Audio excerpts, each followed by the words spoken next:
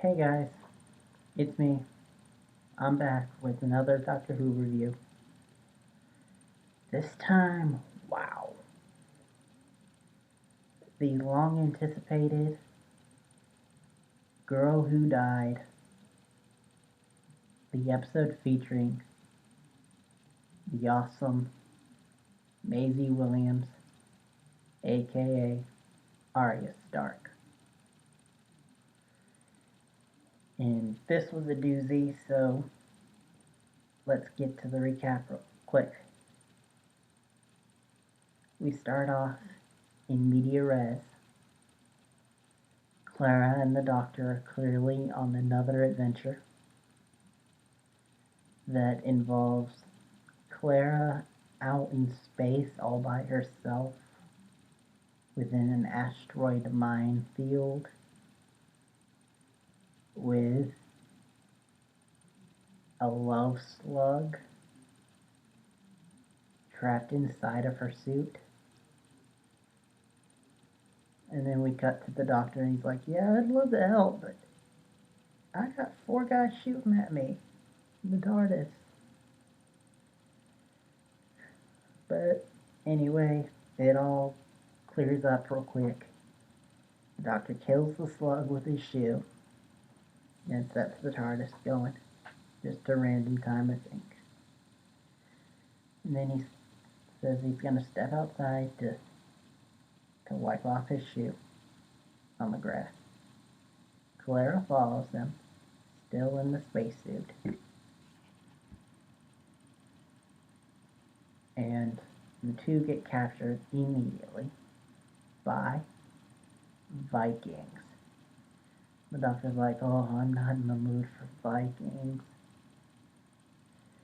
So they get captured by the Vikings. And they travel for 2 days over canoes to where the Vikings live. Funny enough, the Doctor keeps saying along the way, I have a plan, I have a plan. He has no plan. But then they get there and the Doctor's like, oh, I have a plan now. I'm going to tell them that I'm Odin. I'm going to use a yo-yo trick that apparently he's used before.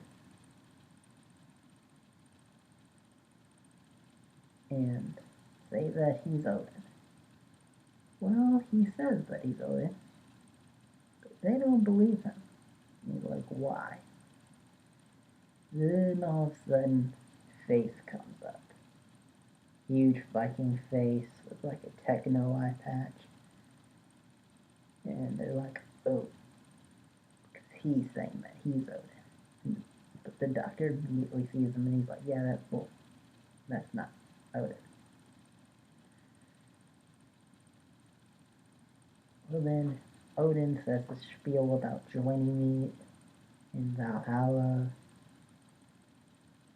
And then these alien dudes come. And they start scanning everyone. And they start shooting. So Clara wants to help people. So she runs over to Maisie Williams' character, who has because I forgot to say this, but earlier the Doctor said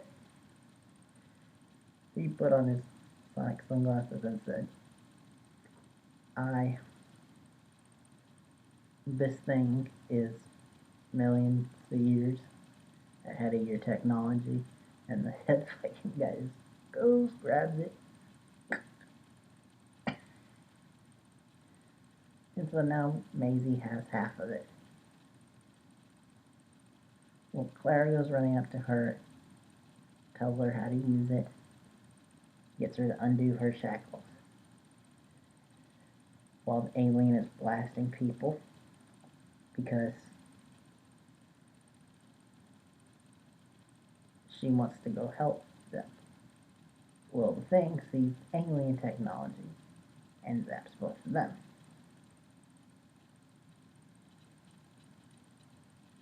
If you can hear that, sorry.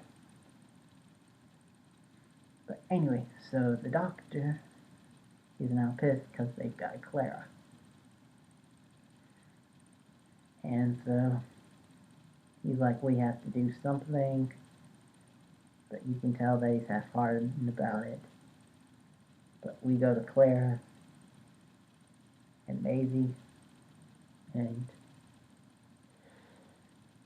basically all the Vikings get killed except Maisie and Clara.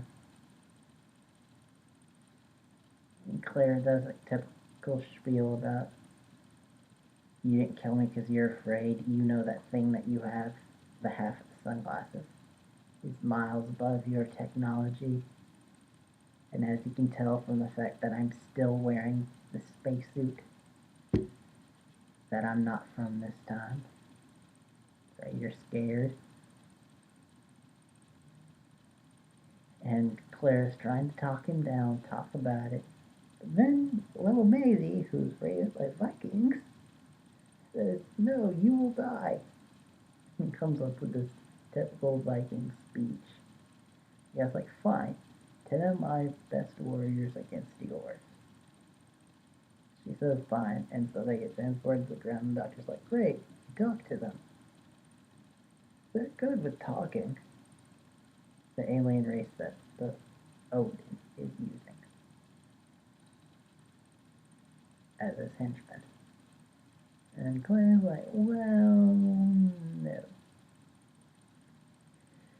And so the doctor goes off and says, your best chance is to run for it. Then, after some talking and listening to Baby talking, because in case you didn't know, the doctor can speak Baby. That is something that we haven't used in a while.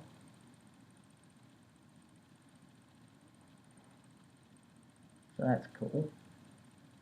And so the doctor says, alright, I'll train you.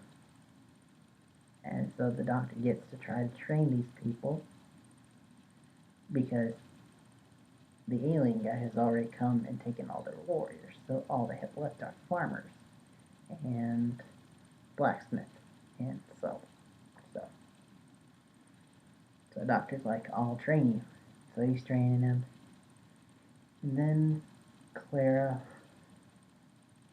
talks to him, basically is like, yeah, I know you. What are you doing? And he's like, I'm training them to have an honorable death. He's like, come on, you're the doctor. And then you have to follow by a certain set of rules. But you have to do something. He's like, I don't know. And so then he left, and then he started talking with Maisie, which, wow. That just goes to show you how great of actors they are, because Maisie and Capaldi have great chemistry together. So much so, I'm kind of hoping that she becomes the next companion. Anyway, so he talks to her. Then he's talking to Clara later the next day, and there's Baby crying, and she says, well, listen to it. What is it saying? And so he listens, and then he's like, well, okay, fine, I'll do it. That was a cool moment, because once he said, fine, I'll do it, the baby stopped crying. That's how Claire knew that he changed his mind.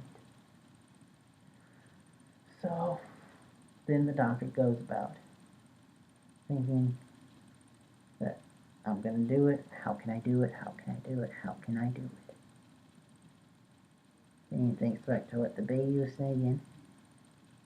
The baby like fire in the water. And then he's like, wow, how did I not think about this before? Electric eels. So the doctor goes about setting up this plan, which is basically kind of an elaborate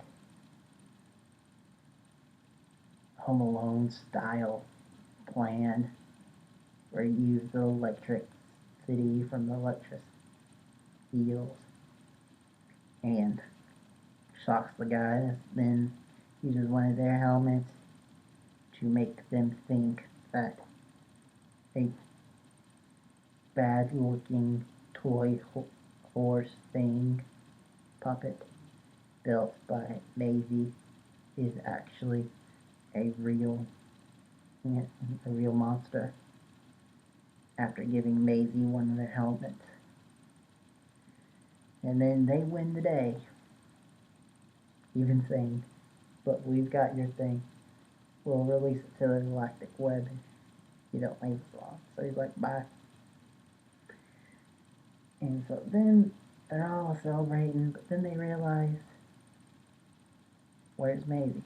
So they go over to her, they take off the helmet, and the Doctor and Clara realize that Maisie died of heart failure. The helmet was too much for her human body.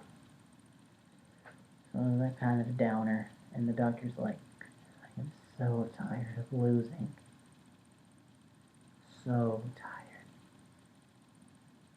And Claire's like, "But you always win." And he's like, "Not wars. I don't mind if I lose wars. It's lives that I'm tired of losing." It goes on about this rules. And then he's like, "Well, maybe it's time I start breaking the rules."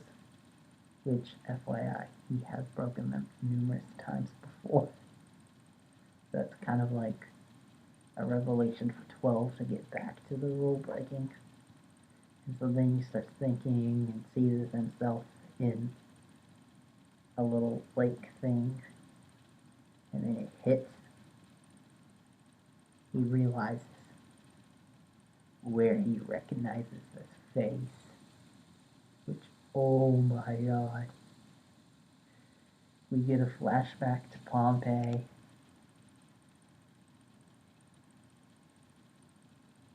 I don't know if they had Catherine Tate come in to say something, film a scene, because I believe that that could be taken from out of context from another scene in the episode I don't remember. But they did get David Tennant back to film a quick little scene where apparently in the Fires of Pompeii episode, he came back and saved one person from the destruction of Pompeii. One person. You know who that was? Peter Capaldi's character. So he took on that face to remind himself that it's okay to break the rules, that he does break the rules, and that's part of the thing that makes him the Doctor.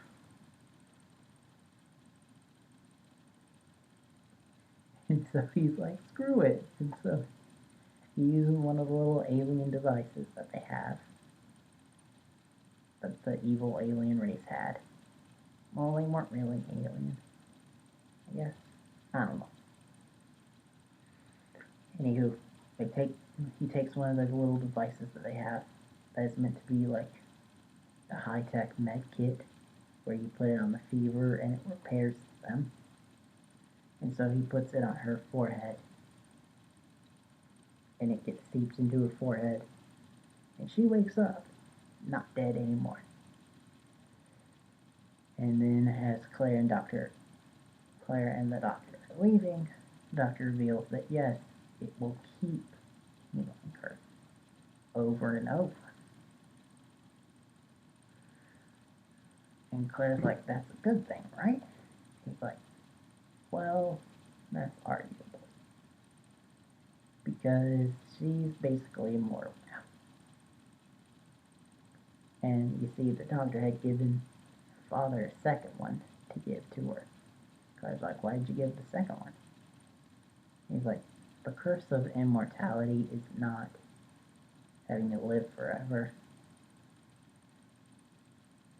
It's that your loved ones can't. So he's like, if she finds someone that she wants to live with,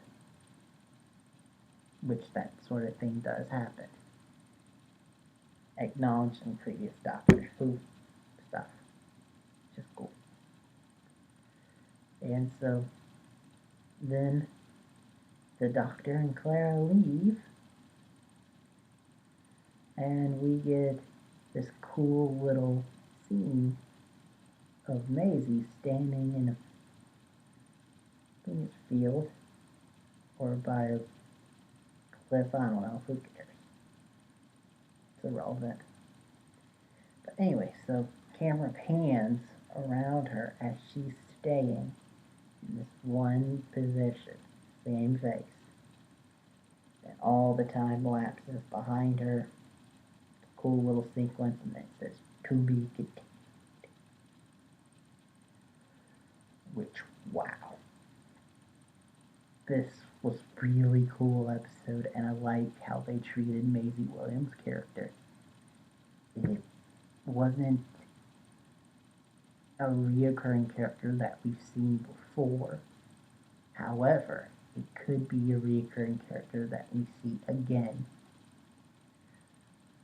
Which, speaking of which, she is in the next episode, which is technically the second half of this episode. So we might see some ramifications of making her immortal. But the cool thing is that it is some time away. Like, I think they've shown that it's at least like a few hundred years later, which means they probably won't do a spinoff, but they could have her do more adventures with the Doctor, even if something happens to her in the second half, because wibbly wobbly, timey wimey, Hal the River and the Doctor were on opposite timelines. So why not have him go back and see her during that time and do an adventure or two? But the biggest thing that I kind of hope for, and I think can be done, audio adventures with Big Finish. That would be really cool. So anyway, next time we see her years later, like centuries later, I think. And looks like she might have been turned into a little Robin Hood. A wanted criminal.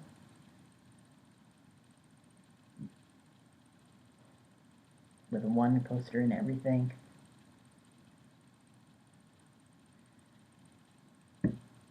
And the interesting thing is she seems to be alone, which means that she has yet to pick her companion.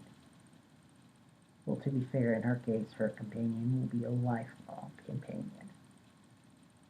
So, looks to be really good, can't wait, and wow, I've been going for a really long time. Sorry about that. Just a lot of things happened, and this was a really good episode. Matter of fact, this has been a really good season. It is so cool. I love that Doctor Who's back. Back to being really good. So, I'll see you guys next time. Alright?